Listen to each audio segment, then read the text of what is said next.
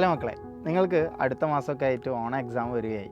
Okay, അതിൻ്റേതായിട്ടുള്ള ചെറിയ ടെൻഷനൊക്കെ കയറി തുടങ്ങിയിട്ടുണ്ടാവും. കാരണം നിങ്ങൾ SSLC എന്ന് പറയുന്ന ടെൻഷൻ അപ്പുറത്തേക്ക് SSLCയിലെ ആദ്യത്തെ ഒരു എക്സാം വരാൻ പോവുകയാണ് നിങ്ങൾക്ക്. സ്കൂളിലും അതേപോലെ പാരൻസിൻ്റെ അടുത്തൊക്കെ നിങ്ങൾ നിരന്തരം ഇപ്പോൾ ഓണം എക്സാമിനെ പറ്റിയിട്ടൊക്കെ നിങ്ങൾ കേൾക്കുന്നുണ്ടാവും. ഓക്കെ, അപ്പോൾ ഈ പ്രാവശ്യത്തെ എക്സാമിൻ്റെ പ്രത്യേകത എന്താണെന്ന് വെച്ചാൽ നിങ്ങൾക്ക് മുൻ വർഷത്തെ ചോദ്യപേപ്പറുകളൊന്നും തന്നെ നിങ്ങൾക്ക് ചെയ്തു നോക്കാനായിട്ടില്ല. കാരണം നിങ്ങൾ പുതിയ സിലബസുകാരാണല്ലോ.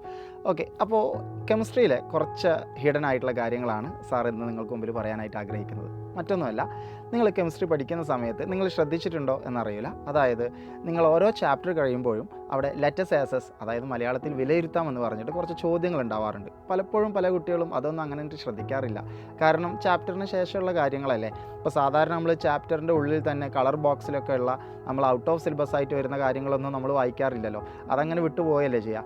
ഓക്കെ, കാരണം അതെന്താ, അത് എക്സാമിന് ചോദിക്കില്ലല്ലോ എന്നുള്ള നിലക്കാണ്. ഇതുപോലെ തന്നെ വിട്ടുപോകുന്ന മറ്റൊരു കാര്യമാണ് ഏത്, ഈ ലെറ്റസ് ആസസ് അല്ലെങ്കിൽ വിലയിരുത്താമെന്ന് പറഞ്ഞ കാര്യങ്ങൾ. പക്ഷേ ഈ പ്രാവശ്യത്തെ സിലബസിൽ വിലയിരുത്താം അല്ലെങ്കിൽ ലെറ്റസ് ആസസിൽ കുറച്ച് കെണികൾ ഒളിഞ്ഞിരിക്കുന്നുണ്ട്.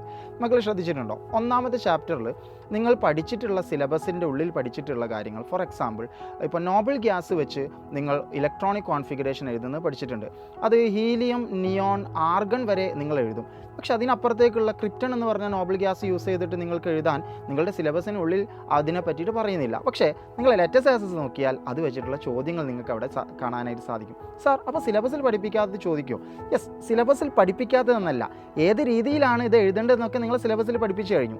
അപ്പോൾ അതിനപ്പുറത്തേക്ക് ചോദ്യം വന്നാലും നിങ്ങൾ നേരിടാൻ തയ്യാറായിരിക്കണം എന്നുള്ളതിൻ്റെ സൂചനയാണ് ലെറ്റസ് ആസസിൽ ഇങ്ങനെയുള്ള ചോദ്യങ്ങൾ കണ്ടുവരുന്നത്. ഓക്കെ, അപ്പോൾ അത് നിരന്തരം ഇങ്ങനത്തെ ലെറ്റസ് ആസസും വിലയിരുത്താമൊക്കെ ശ്രദ്ധിച്ചു പോകുന്ന കുട്ടികൾക്ക് ഇങ്ങനൊരു ചോദ്യം വന്നു കഴിഞ്ഞാൽ, പേപ്പറിൽ ഇങ്ങനൊരു ചോദ്യം വന്നു കഴിഞ്ഞാൽ ഇത് കണ്ട് ഞെട്ടി നിൽക്കുന്നൊരു അവസ്ഥ ഉണ്ടാവില്ല.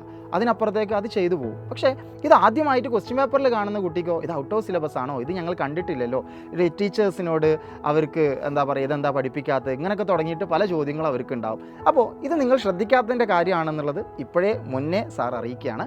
അപ്പോൾ ലെറ്റസ് ആസസ് നോക്കാൻ ആരും മറക്കരുത് എന്നുള്ളതാണ് ഒന്നാമത്തെ പോയിൻറ്റ്. ഇനി അടുത്ത പോയിൻ്റ് എന്താണെന്ന് വെച്ചാൽ, നിങ്ങൾ ഒന്നാമത്തെ ചാപ്റ്റർ വളരെ ഈസി ആയിട്ട് നിങ്ങൾ ചെയ്ത് പഠിച്ച് ഏകദേശം രണ്ടാമത്തെ ചാപ്റ്റർ ഇപ്പോൾ കഴിഞ്ഞിട്ടുണ്ടാകും സ്കൂളുകളിലൊക്കെ.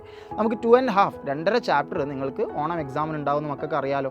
അപ്പോൾ ഈ 2.5 ചാപ്റ്ററിൽ ഇപ്പോൾ നിങ്ങൾ സ്കൂളിലും അതേപോലെ ട്യൂഷൻസിലും നമ്മളുടെ ഇപ്പോൾ സൈലം ആപ്സിലൊക്കെ നടന്നുകൊണ്ടിരിക്കുന്ന ചാപ്റ്ററിന് പുറമേ നിങ്ങളതിപ്പോൾ അങ്ങനെ പഠിക്കുന്നുണ്ട്. പക്ഷേ അതിന് പുറമേ നിങ്ങൾ ഇടയ്ക്ക് എന്ത് ചെയ്യണം, നിങ്ങളുടെ ഒന്നാമത്തെ ചാപ്റ്ററും രണ്ടാമത്തെ ചാപ്റ്ററും ഒക്കെ എടുത്ത് ഒന്ന് നോക്കേണ്ട ആവശ്യമുണ്ടാവും. കാരണം നമ്മളിപ്പോൾ പഠിക്കുന്ന ചാപ്റ്റർ എന്തായാലും മക്കൾ നോക്കും, അത് ഷുവറാണ്. പക്ഷേ ബാക്കിയൊക്കെ എക്സാമിൻ്റെ അന്നേക്ക് വെക്കാം എന്ന് വിചാരിച്ചാൽ ഒരു പക്ഷേ അന്നേക്ക് ഒരുപാട് കാര്യങ്ങളൊക്കെ നിങ്ങൾ മറന്നു പോയിട്ടുണ്ടാകും. അപ്പോൾ കിട്ടുന്ന സമയത്തിൽ ഇപ്പം ഫോർ എക്സാമ്പിൾ മക്കൾ ഒരു ദിവസം 2 മണിക്കൂറാണ് പഠിക്കുന്നതെന്ന് വിചാരിക്കുക. ഇനി എക്സാം എടുത്തില്ലടാ, ഒരു അരമണിക്കൂർ അല്ല വേണ്ട, ഒരു 3/4 മണിക്കൂറെങ്കിലും നിങ്ങൾ നിർബന്ധമായിട്ടും എക്സ്ട്രാ ആയിട്ട് നിങ്ങളുടെ കഴിഞ്ഞ ചാപ്റ്റേഴ്സിനെ ഒന്ന് മറച്ചു നോക്കാനെങ്കിലും സമയം കണ്ടെത്തും മക്കളെ.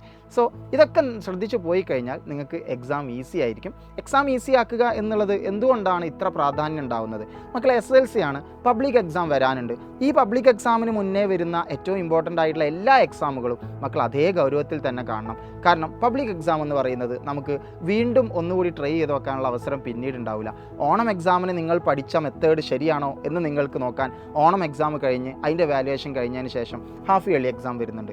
അതിനുശേഷം നിങ്ങൾക്ക് മോഡൽ എക്സാം വരുന്നുണ്ട്. പക്ഷേ പബ്ലിക് എക്സാം കഴിഞ്ഞ് കഴിഞ്ഞാൽ അതിന് മറ്റൊരു എന്താ പറയുക, ഒരു ചാൻസ് കൂടി തരുമോ എന്ന് ചോദിച്ചാൽ അത് ഒരിക്കലും പോസിബിൾ അല്ല.